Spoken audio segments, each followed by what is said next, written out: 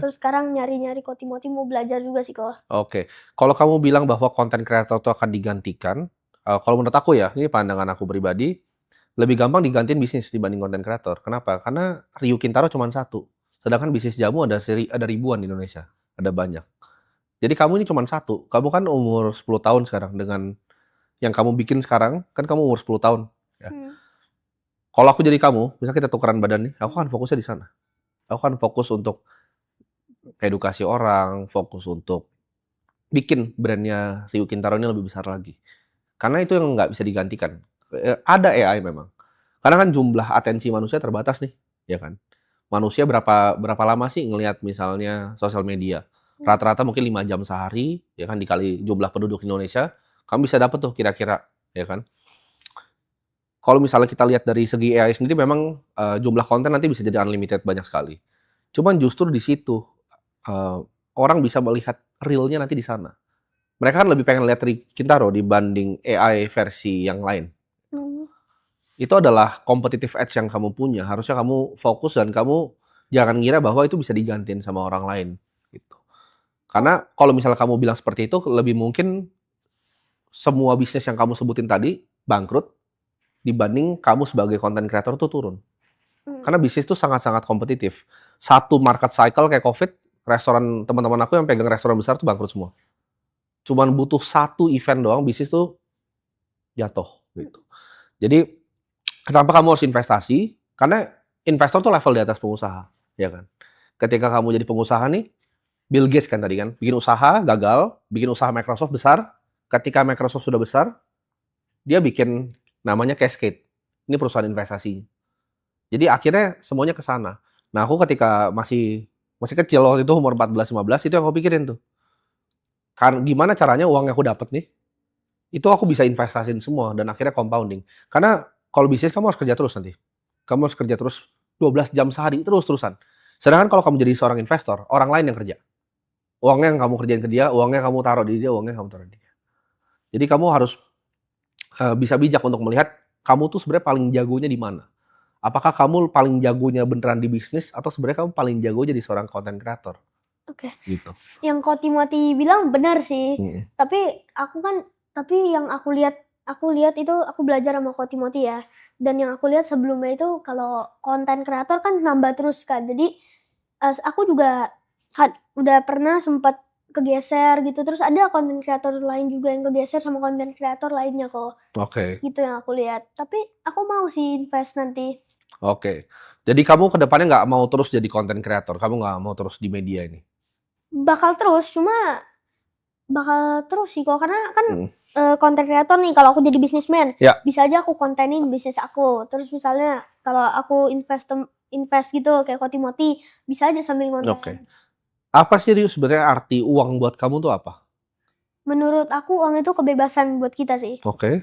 Bebas finansial. Jadi kita mau beli apa aja tinggal beli, kita mau tidur tinggal tidur, nggak perlu kerja, kita mau ngapain tinggal ngapain aja. Kita nggak perlu kerja dari jam 9 sampai jam 5, ya kebebasan buat kita, terserah kita mau ngapain. Jadi yang kamu cari sebenarnya bukan cuman uangnya, tapi kamu pengen bebas gitu kan? Pastinya pengen juga bebas kan. Mm-mm.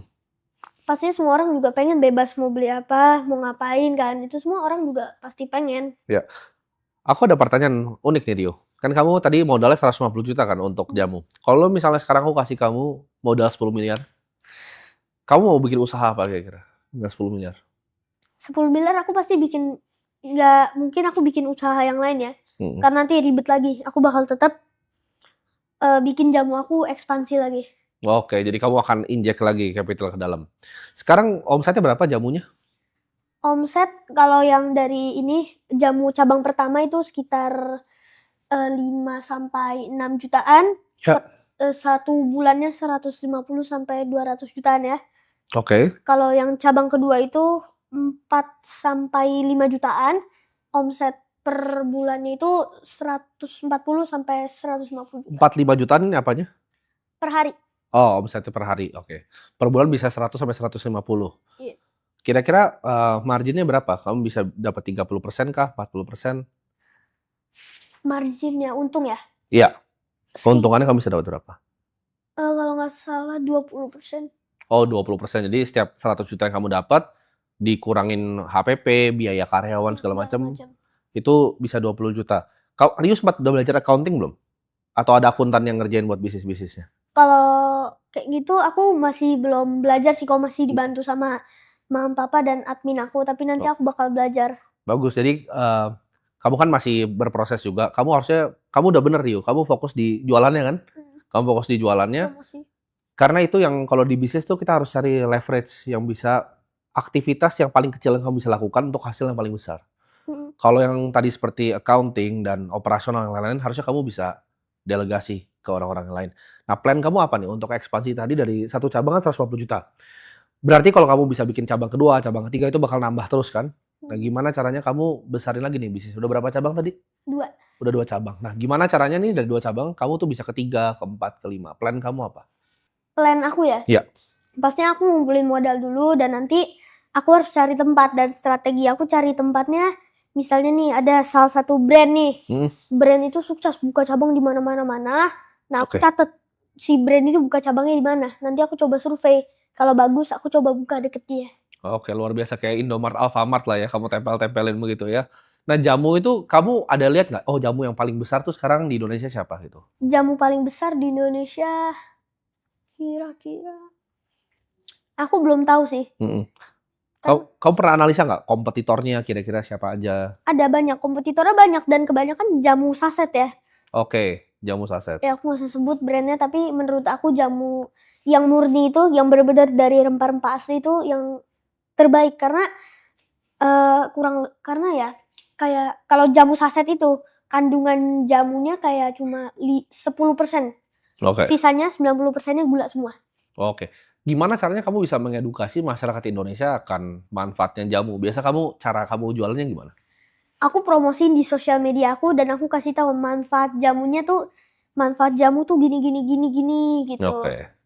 Dan salah satu tantangan terbesar aku edukasiin ke masyarakat Indonesia jamu itu sih. Karena mereka masih belum percaya, jamu kuno lah, mendingan minum ini gitu, boba segala macam, nggak keren. Makanya aku bikin jamu tapi konsepnya kafe. Oke, kalau jadi jamu kamu tuh konsepnya kafe ya? Jadi orang bisa nongkrong di sana sambil minum jamu gitu. Nah, itu ide awalnya dari mana? Ide